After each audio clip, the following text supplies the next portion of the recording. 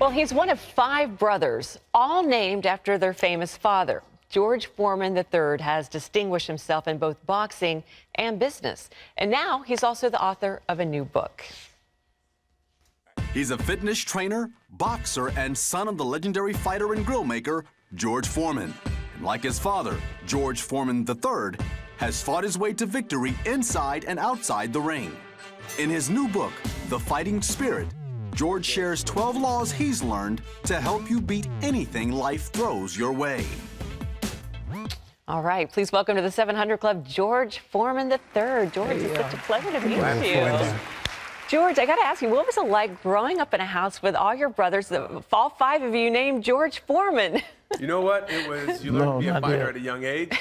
Fight for food, you know? So, but it was great having, you know, all these brothers with the name George and, you know, my father giving us a great name. But it was always a battle over the food, always. Well, you guys are all big guys, too. Yeah. Well, you got the nickname Monk, which I guess helped distinguish you from the other Georges. And how did you get Monk as your nickname? Well, believe it or not, my father's nickname is Monkey. And when he won the Olympics, he even told the newspapers, write George Monkey Foreman, otherwise no one will know who George Foreman is. You know, he wanted people in his hometown to know. When I was born, he nicknamed me Monkey as well. And my aunt said, whoa, we can't have 2 monkeys. So she nicknamed me Monk, and it stuck. Now, you've had an impressive boxing career yourself, George. 15 wins, 0 losses. Now, I understand out of those 15 wins, 14 were knockouts. Yeah. I mean, that means like the first punch and he's out, he's gone, right? No, maybe not the first one, but maybe the 3rd or 4th. Okay, well, hey. I got hit a few times, too. If it's true, it's not bragging, right? Why did you get out of the ring? I mean, obviously, you're gifted. When I started boxing, my father became my trainer to make sure I was safe, but he insisted, if I'm gonna train you, you have to train other people.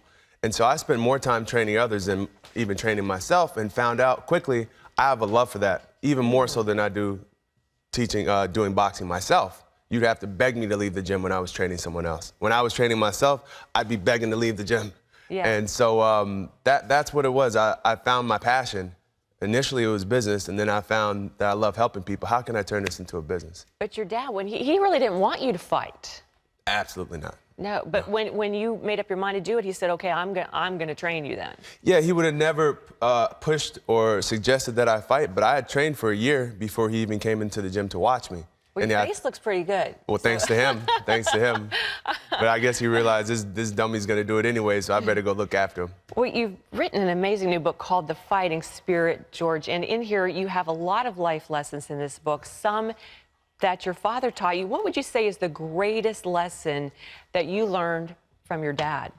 I would say the greatest lesson I learned from my father is, you know, be the nicest person you can be.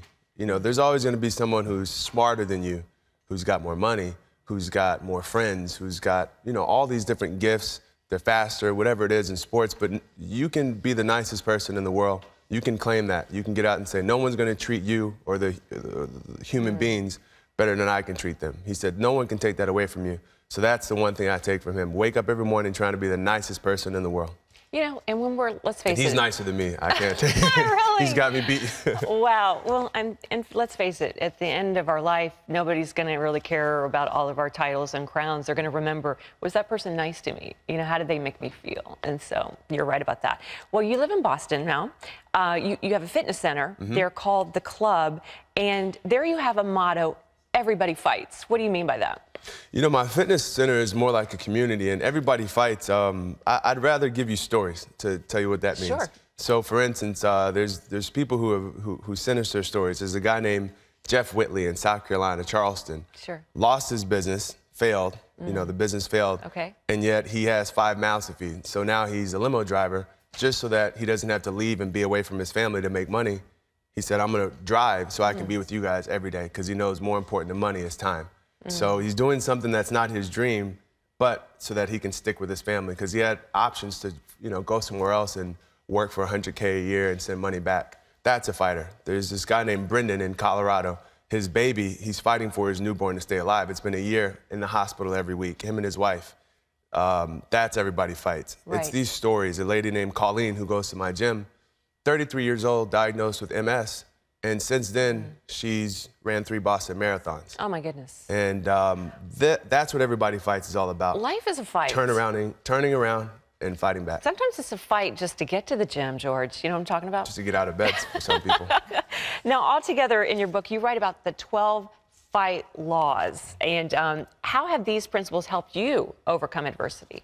These fight laws, and I've worked on them for years, are things that have helped me, but also, more importantly, things I've noticed that have helped others. Kind of like Mary McAlery. The book's about Mary. She was diagnosed with MS at the age of about 57 and was in crutches, couldn't make it to the mailbox, learned how to eat, and within a year was off her medication. And 6 years later is symptom-free.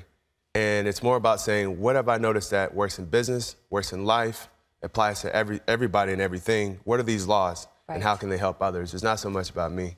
So you're obviously in good shape. Are you in boxing shape? Any plans to get back in the ring anytime soon? Don't ask me what my weight is, but I would love to fight again. I really would, but I'm so busy, you know, running around talking about the book and training people. I don't know if I'll have time. Can you give me a few pointers? What's the most important thing a boxer, a fighter should know? The most important thing a boxer should understand is it's tough. And you're going to get hit in the mouth, and it's not going to feel good. You say a good fighter should throw the first punch. Always, always. If you want to start the fight, throw the first punch. You're going to get licked, but that starts the process of you winning. Throw the first punch. Lately been addicted to the Rocky movies again. But but when it comes to the fight scenes, I still go like this. It's really hard to watch. So anyway, well, it's fascinating. And what do you hope people will take away from your book? You know, I hope that people will take away that they can do it. You know, with or without this book, they can do it, number one. And number two, get out there and start sharing your stories. Share your stories and know that it's not a sign of weakness. It's a sign of confidence and a sign of strength. I can't motivate people that well, but someone sharing their story with you, that's going to tell you that you can do it. So get out and tell people about your struggles and how you overcame them. Don't hide it. Don't be ashamed. Well, we'll keep tabs on you, George. You can read all 12 of George's fight laws in his book, The Fighting Spirit. It's available wherever books are sold. God bless you. Thanks for being with us.